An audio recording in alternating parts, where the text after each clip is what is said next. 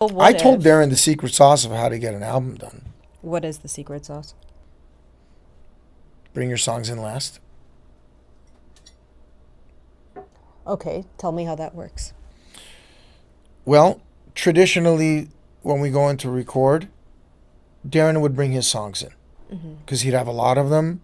They were very well thought out. They were the most complete. And what I would do if I was Darren, if I was giving Darren advice, which I've actually given him this advice, and I said, why don't you just tell Serge, bring your songs in first.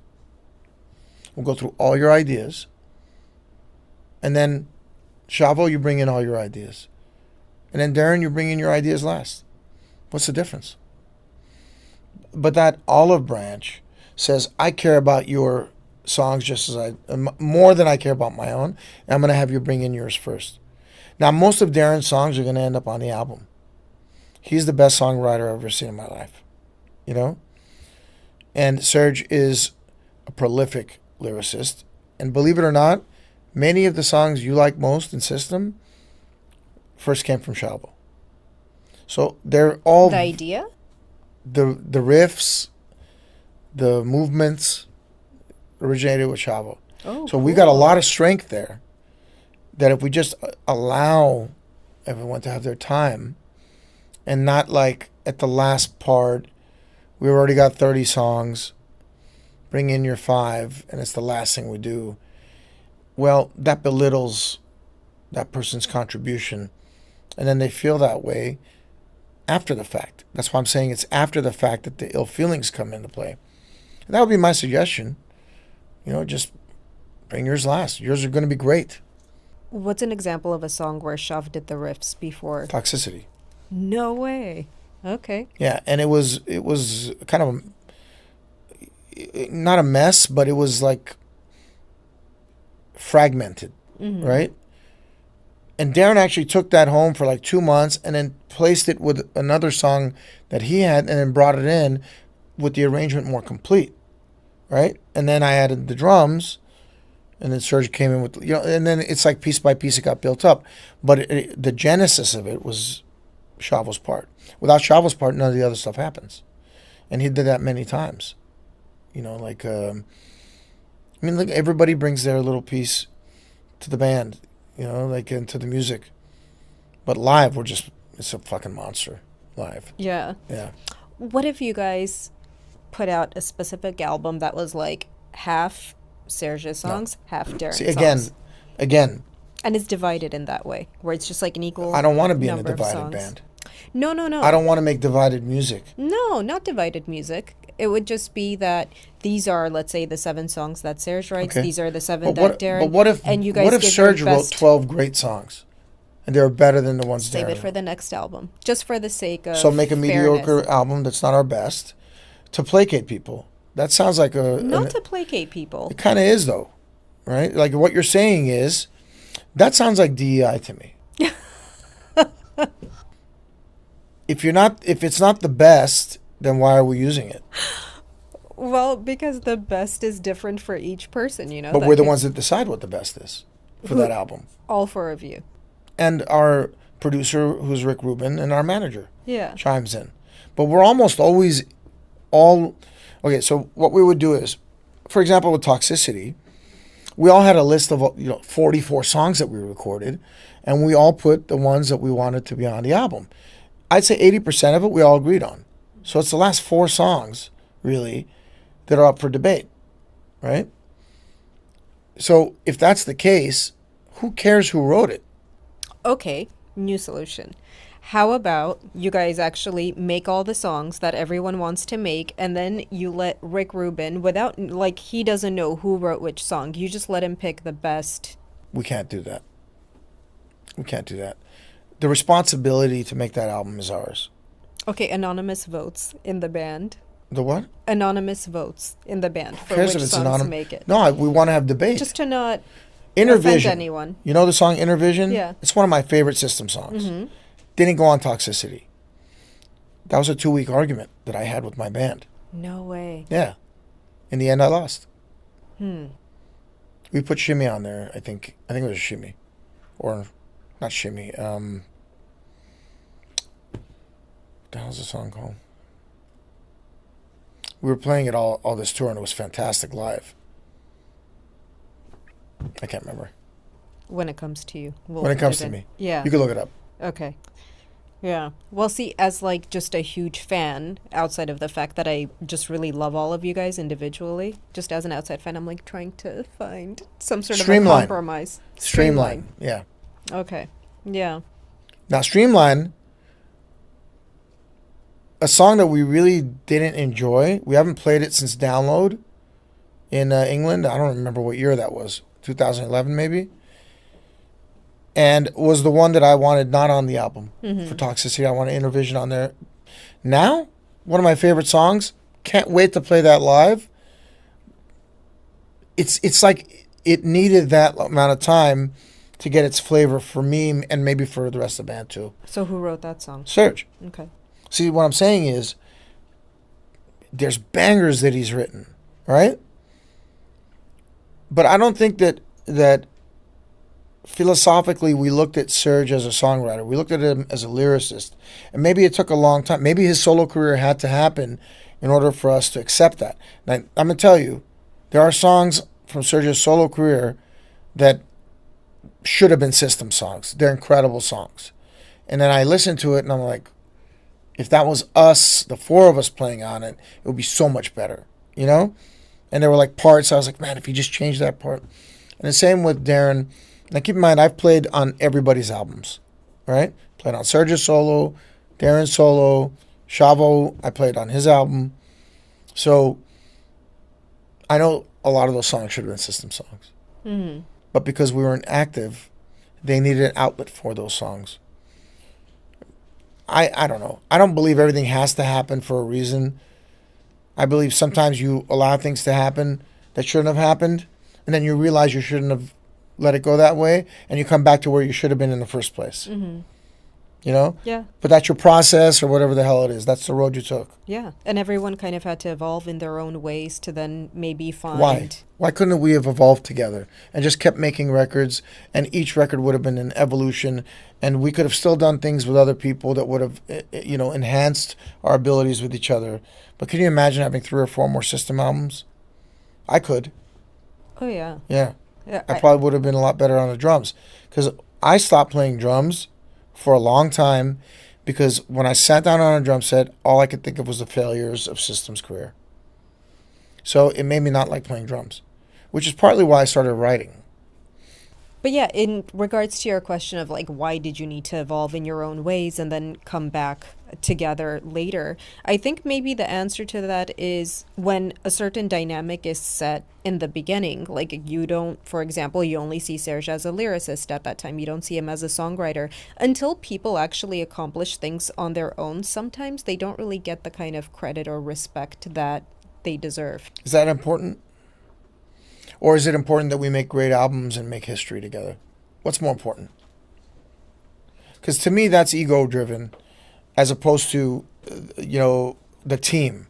Mm-hmm. Like the whole idea of a team or a band, right? Like the word band, what does that mean? Yeah. It's a group of people that serve a higher purpose than their individual reasons for doing something, right? Like our higher purpose in System is to make system records. So anything outside of that, to me, takes away from that, right? So then what would your suggestion be for all of My suggestion would be we go back to 2005, mm-hmm. we get our heads out of our ass, and we realize that System is our destiny, and we put every effort into making music for System of a Down. And that means you got to play with 50 other people to just get like a little flavor of something and then bring that back to System. Then you do that. But every 3 years, 4 years, we get together, we make a System album. So right now, the way things are today, if you could have things your way, like egos aside, you mean in every aspect of it? In every aspect, Okay. if you can have things your way now, what would you want to see happen? We would do the tours that we already have planned, which we're going to. Mm-hmm. And then in 2027... we would block off 6 months. We would go into either Darren's house, my house, or Serge's house or Chavo's house in a studio that we have in one of those houses, which we all have our spaces. And we would work on a System album with no rules. and I would say, Serge, bring in all your songs first. Then Shavo, bring in all your riffs and songs next. And then Darren, bring all yours last. And I'll put absolutely no limit on how many songs you can bring in or timeline of how long that's going to take. Mm-hmm. And then we would go on and make a new record. So what is it like when you guys bring songs in? Is it like just the maybe basic melody is there and then everyone contributes their parts? Depends on who's bringing it in.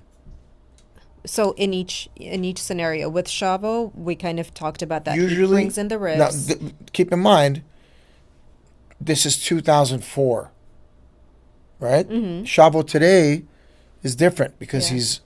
he's a better songwriter now. Mm-hmm. Back then, he was a really good riff writer, interesting, cool riffs, some of the best of system. Mm-hmm. Now they're more complete, right? With Serge, you'll have more lyrical content, and with Darren, generally speaking, you'll have more melody. You know, so it just depends on who's bringing it in. Darren is the most complete, right? Like you don't have to make as many changes at the end of it with Darren. Mm-hmm. When you say most complete, what does that mean? Like the song's pretty complete, okay. arrangement wise. Mm-hmm. Melody wise, it's complete. Not lyrics. He leaves room for lyrics because that's what Serge's like strength is, right? So he leaves a lot of space for that. But most of the melodies and everything else, they're already there.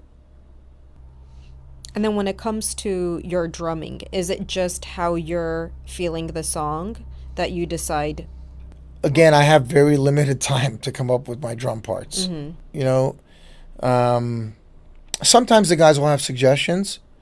You know, I really like to just listen to it a couple times. Mm-hmm. So, for example, if Darren's bringing in a song, I would just have him play the song 2 or 3 times.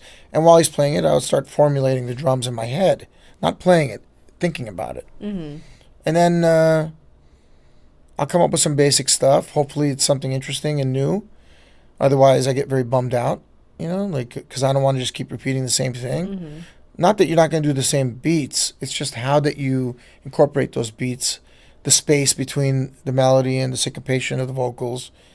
You know, there's all these things to be taken into consideration. But it's kind of like so natural.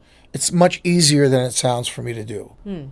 You know, like it sounds very difficult, but I'm wired to do that, so it's like fairly simple.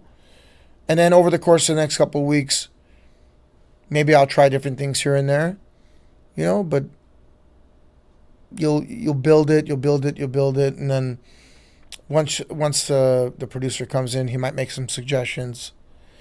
And then when you go in the studio, the things you thought were working, maybe they don't work quite as much, so you'll adjust. Once you're recorded and you listen to it? While I'm recording it, Mm-hmm. it's being in a microscope, Mm-hmm. you know, so then I'll be like, oh shit, maybe that's taking away from, or the vocals have changed, you know, so you have to think about what you're doing as a drummer. What does it impede, or what does it have to hide, Mm-hmm. right? Or shit, it's getting a little long, this part. So, for example, a song like Chop Suey, you know, the second time the chorus comes in, it's like that straight ride part, you know. Mm-hmm. If you listen to it halfway through, I change the beat on the kick. You know, maybe it's not that noticeable, but it's different enough to where it's like a reset. You can listen to it double that part because it's different enough where you feel like you're hearing something new, even though pretty much everything else is doing the same thing. So do you just intuitively feel that and you decide that this yeah, is where I'm going to change exactly. that? It's not something that I have to think about too much. It just kind of happens. Mm-hmm. I don't know. It's a lot of it is the different kind of music that I've listened to in my life, but it's also just the way my mind is wired. Yeah. You know, like I can see it, envision it, and hear it before it's actually a reality. That's a part of what revolutionized music with System of a Down and a part of the magic of System that nobody was really doing that before. Like that you don't the transitions where you're not just like stuck in one place for a long period of time. It's constantly changing and you're constantly catching up to the music. And I think it's that unpredictable factor that makes music so moving and Like when a melody's predictable, it doesn't really do anything to you. So I think what really transforms you is when you actually don't expect what's coming, and then it's like amazing, and then another one, and it's like you keep doubling down on Well, the who would have unpredictable. expected Chop Suey to be a pop song? I There's a blast know. beat in it. I mean, there's music, drum music in there that doesn't fit like the narrative of a pop song, right? Now, of course, the melody of the song is pop and all that, but generally speaking, you don't get Taylor Swift with blast beats. You know, it just doesn't happen. So what we're doing in System together is we're taking things that are fringe or underground and popularizing them.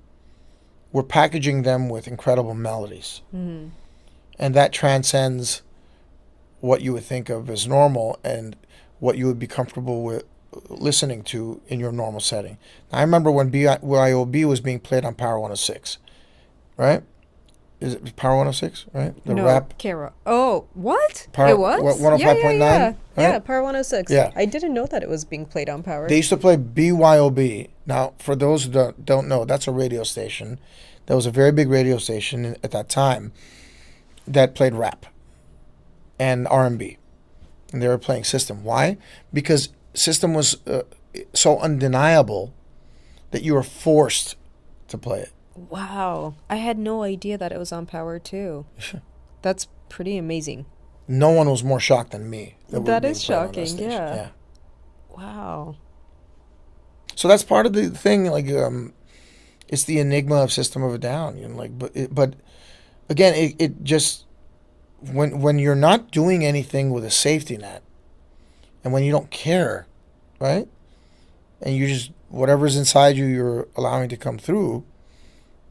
You have the ability to do something that is revolutionary, and that changes the perception or the way people consume art, and that's what System's done very well Do you in our ever limited experience of making records.